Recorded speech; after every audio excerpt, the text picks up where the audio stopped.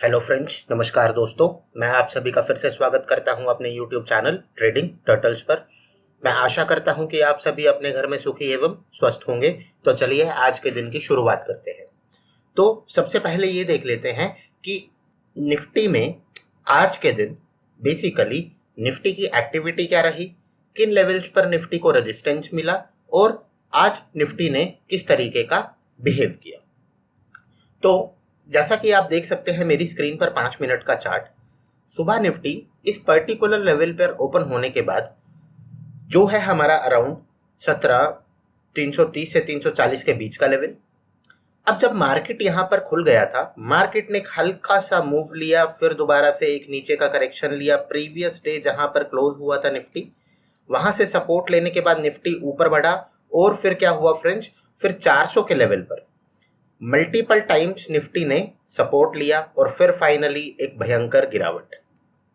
तो basically Nifty आज gap up खुलने के बाद थोड़ा बाय मोमेंटम दिखाने के बाद 400 के प्राइस पर जैसे ही हमारा निफ्टी का प्राइस आया, निफ्टी को एक अच्छा खासा रेजिस्टेंस देखने को मिला और निफ्टी में वहां से एक सीधी गिरावट हमें देखने को मिली।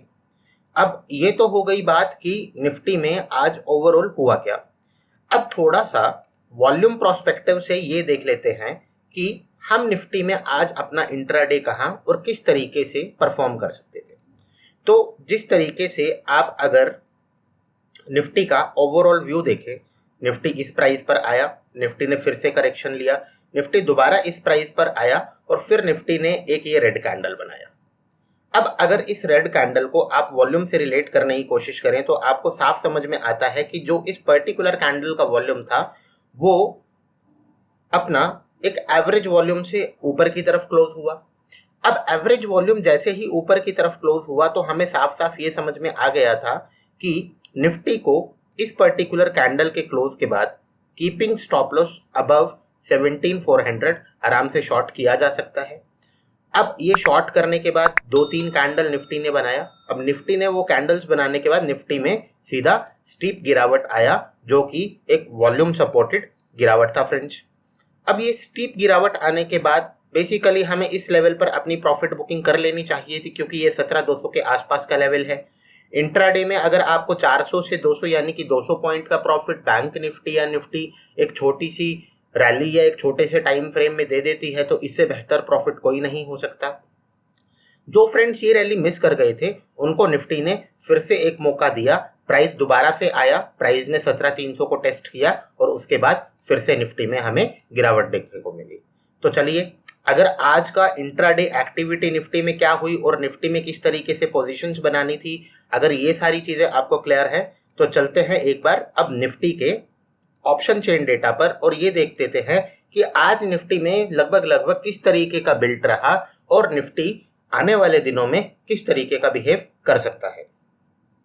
तो जैसे ही हम निफ्टी के ऑप्शन चेन डेटा पर आते हैं, मुझे एक बात साफ समझ में आती है। अगर हम इस पर्टिकुलर लेवल की बात करें जो है 17,100 लेवल, 17,100 लेवल पर आज हमारा लगभग 55,000 कॉन्ट्रैक्ट शॉर्ट साइड ऐड हुए हैं फ्रेंड्स। और उसी के साथ साथ अगर आप 17,100 के लेवल पर अगर पुट साइड नजर मारें तो आपको ये समझ में आएगा कि 5100 के लगभग कॉन्ट्रैक्ट निफ्टी में 17,100 लेवल पे पुट की साइड भी ऐड हुए फ्रेंड्स। कॉल की साइड भी कॉन्ट्रैक्ट ऐड हुए और पुट की साइड भी कॉन्ट्रैक्ट ऐड हुए। गोइंग फॉरवर्ड अगर नीचे की तरफ देखूं तो 17,000 कॉन्ट्रैक्ट ऐड हुए 17,200 पर, और 17,300 पर मैं देखूं तो दोबारा से 52,000 कॉन्ट्रैक्ट ऐड हुए हैं फ्रेंड्स। तो कहने का बेसिक मतलब ये है कि 17,300 जो कि हमारा ग्राफ में लगभग ये लेवल है, इस पर्टिकुलर लेवल पर अगर निफ्टी का प्राइस दोबारा आता है तो अभी के ऑप्शन चेन डेटा के हिसाब से यहां पर इसको खासा रेजिस्टेंस देखने को मिल सकता है। दूसरी इंपॉर्टेंट बात जो निफ्टी से मुझे समझ में आती है, 17,400 भी एक इंपॉर्टेंट लेवल है, वहां पर भी 40,000 कॉन्ट्रैक्ट आज ही ऐड हुआ है। इसी तरीके से गोइंग फॉरवर्ड नीचे की तरफ हमें कॉल साइड कॉन्ट्रैक्ट ऐड होते अच्छी क्वांटिटी में दिखाई दे रहे हैं फ्रेंड्स। तो अगर कॉल का डेटा देखें तो अभी मैं ये बोल सकता हूं कि अगर कॉन्ट्रैक्ट कॉल साइड ऐड हो रहे हैं तो निफ्टी की गिरने की संभावनाएं अभी हाल फिलहाल ज्यादा है। तो अगर हमें कॉल साइड का डेटा क्लियर है, एक कंफर्मेशन अभी पुट साइड डेटा पर ले लेते हैं कि पुट साइड हमारा डेटा किस तरीके का बिहेव कर रहा है।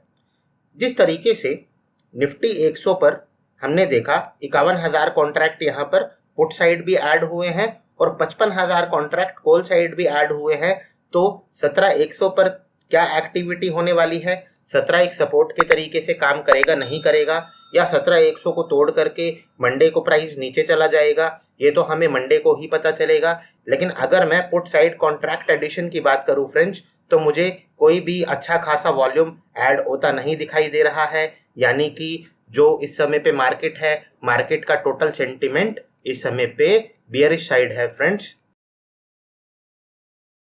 तो मार्केट का टोटल सेंटीमेंट फ्रेंड्स इस समय पर ऑप्शन चेन डेटा के हिसाब से हमें बियरिश नजर आ रहा है फ्रेंड्स। चलिए, अगर ये कहानी आपको क्लियर है, ये सारा थॉट प्रोसेस आपको क्लियर है कि हमने किस तरीके से ऑप्शन चेन का डेटा एनालाइज करके और अपने इंपॉर्टेंट सपोर्ट और रेजिस्टेंस लेवल मार्क किए हैं निफ्टी में, तो हमें अब आगे बढ़ना चाहिए और ये देखना चाहिए कि कल को अगर हमारी निफ्टी या बैंक निफ्टी में गिरावट या उछाल आता है तो उस समय पर हमारा इस समय पर इंट्राडे प्रोस्पेक्टिव किन स्टॉक्स में अच्छा बन रहा है फ्रेंड्स। तो चलिए, इंट्राडे प्रोस्पेक्टिव जानने के लिए किन स्टॉक्स में अच्छा बन रहा है, हमारा सबसे पहला ग्राफ है एशियन पेंट। एशियन पेंट को जैसे ही मैंने सेलेक्ट किया, मुझे एक साफ चीज बिल्कुल साफ साफ नजर आ रही है। जैसे ही हमने एशियन पेंट को उसके डेली ग्राफ पर लगाया कि एशियन पेंट काफी टाइम से इस पर्टिकुलर लेवल को नहीं तोड़ पा रहा था फ्रेंड्स। यानी कि 3230 के आसपास के लेवल ने मल्टीपल टाइम रेजिस्टेंस का काम किया है फ्रेंड्स। अब दोबारा एशियन पेंट यहाँ पर आया है, तो अब यहाँ पर एशियन पेंट के आने के बाद दो संभावनाएं हो सकती हैं। अगर निफ्टी हमारा वीक होता है तो हमें डेफिनेटली एशियन पेंट को इस लेवल पर शॉर्ट करके चलना चाहिए, और अगर निफ्टी मेरा उस दिन यानी कि मंडे मार्केट में एक अच्छे गैप के साथ ओपन होता है या निफ्टी में एक अच्छा बाय मोमेंटम मुझे देखने को मिलता है, तो डेफिनेटली एशियन पेंट में इस लेवल के ऊपर की क्लोजिंग के ऊपर मुझे एक अपना बाय ट्रेड इनिशिएट करना चाहिए फ्रेंड्स। तो चलिए, अगर एशियन पेंट के लेवल क्लियर हैं तो आ जाते हैं अपना एसबीआई ग्राफ पर। अब देख लेते हैं कि स्टेट बैंक ऑफ इंडिया में हमारे किस तरीके के प्रोस्पेक्टिव बन रहे हैं। जिस तरीके से अभी आपके सामने डेली ग्राफ है फ्रेंड्स, अगर आप जो हमारी डेली में आज की लास्ट कैंडल बनी, अगर आप इस लास्ट कैंडल को देखें तो इस कैंडल ने लगभग बाकी सभी कैंडल को एंगल्फ कर लिया फ्रेंड्स। अब ये तो हो गई हायर टाइम फ्रेम पे मोटी मोटी बात कि इस समय पर एसबीआई में हो क्या रहा है, और अगर मैं एसबीआई का फाइनल स्ट्रक्चर देखने की कोशिश करूं तो वो भी मुझे अभी अच्छा खासा एक कंसोलिडेशन मोड में नजर आ रहा है। कोई एक्शन वाला स्ट्रक्चर तो मुझे एसबीआईएन का डेली ग्राफ में नहीं लगता फ्रेंड्स। तो चलिए एक बार आर्ली ग्राफ पर जाकर के देखते हैं कि हमारा एसबीआई में एक्टिविटी क्या चल रही है। तो जैसे ही हमने एसबीआई का अपना आर्ली ग्राफ लगाया, साफ समझ में आता है देखते ही कि एसबीआई अगर इस जोन को रिस्पेक्ट करके, यानी कि अब रिस्पेक्ट क्यों करना चाहिए और कब करना चाहिए और कब हमें एसबीआई में बाय की तरफ देखना चाहिए, डेफिनेटली अगर निफ्टी बाय की तरफ चलना शुरू करता है तो डेफिनेटली एसबीआई में भी मुझे बाय की तरफ के प्रोस्पेक्टिव ढूंढने चाहिए। और मुझे ये भी क्लियर है कि मेरा प्रॉफिट बुकिंग लेवल क्या रहने वाला है फ्रेंड्स। और दूसरी इंपॉर्टेंट बात, अगर हमारा निफ्टी वीक होता है तो क्योंकि एसबीआई भी एक डिसाइडिंग लेवल पर खड़ा है, तो डेफिनेटली इस पर्टिकुलर लेवल के नीचे जो है लगभग 490 का लेवल, यानी कि एसबीआई में 490 के नीचे की क्लोजिंग मेरे को मिल जाती है निफ्टी के वीकनेस के साथ, डेफिनेटली एक बहुत अच्छा शॉर्ट ट्रेड होने वाला है। और अगर निफ्टी बाय के साइड बढ़ना शुरू करता है और 495 के ऊपर का मुझे क्लोजिंग दे देता है तो डेफिनेटली एसबीआई मेरा एक काफी अच्छा बाय ट्रेड बनता है फ्रेंड्स। तो अब हमारी लास्ट सिलेक्शन मंडे के इंट्राडे ट्रेड के लिए हम अपना देख लेते हैं कि हमारे कोटक बैंक में किस तरीके के प्रोस्पेक्टिव बन रहे हैं और कोटक बैंक हमारे लिए किस तरीके की चॉइस है फ्रेंड्स मंडे को मार्केट में। तो जैसे ही हम कोटक बैंक को ओपन करते हैं और कोटक बैंक को ऑब्जर्व करने की कोशिश करते हैं तो एक क्लियर सी बात मुझे ये समझ में आती है कि फ्रेंड्स जो ये वाला लेवल है जहां पर कोटक बैंक ने आज आकर के स्ट्राइक किया, तो इस पर्टिकुलर लेवल पर मल्टीपल टाइम्स कोटक बैंक आया और कोटक बैंक को यहां से रिजेक्शन देखने को मिला।